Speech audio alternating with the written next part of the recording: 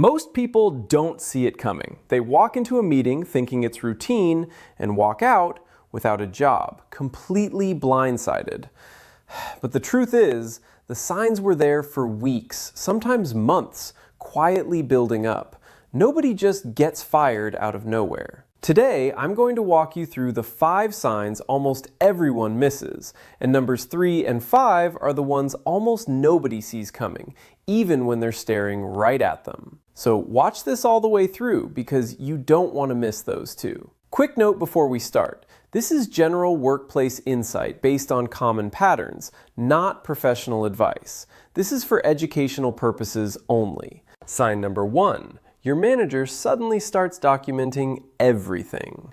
Every conversation that used to be a quick verbal check-in is now followed by an email just to summarize what we discussed. It feels polite, even thoughtful. It usually isn't. This is one of the clearest early signals that a paper trail is being built, and paper trails are almost always built for one specific reason. If you notice this happening, it doesn't mean panic immediately. It means pay attention to what's actually being documented, and start matching that documentation with your own version of events, in writing from your side too. Sign number 2. You're suddenly excluded from meetings or projects you used to be part of. Not dramatically, not all at once, just quietly, one meeting at a time, one project handoff at a time. You tell yourself it's probably nothing, maybe just a scheduling thing. Often, it's not nothing. Being slowly removed from visibility is one of the most common precursors to a termination, because it minimizes disruption to ongoing work once the decision is made. Sign number 3, and this is one of the 2 signs almost everyone completely ignores.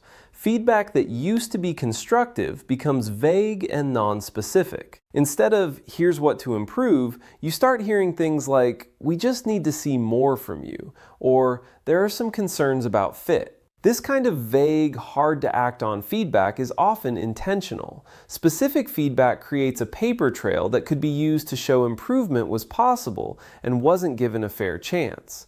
Vague feedback protects against that. Most people actually feel relieved when feedback softens like this, thinking things are getting easier, when it's often the exact opposite. Sign number 4. HR reaches out to you directly, for reasons that don't quite add up.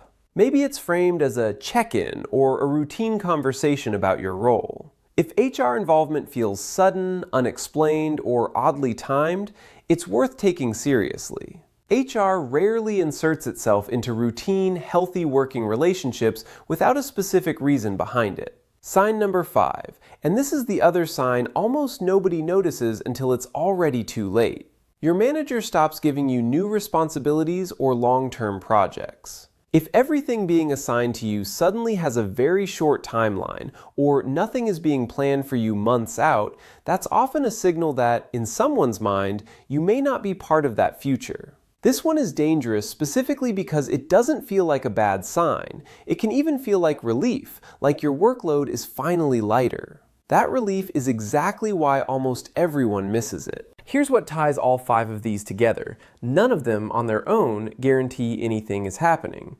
Documentation increases sometimes for completely unrelated reasons. Meetings shift for scheduling reasons all the time. The real signal isn't any single one of these. It's multiple of them happening together over a short period of time, especially after a noticeable shift in tone from people who used to treat you differently. If you're noticing 2 or more of these signs right now, here's what to actually do about it. Start your own documentation immediately. Save emails, note dates of conversations, keep a simple record of your own contributions and wins. Start having a direct, calm conversation with your manager about where you stand. Not defensively, just clearly. I want to make sure I understand how things are going and where I can improve. And quietly, without panic, start updating your resume and reconnecting with your professional network, just in case. Being prepared costs you nothing. Being blindsided costs you everything.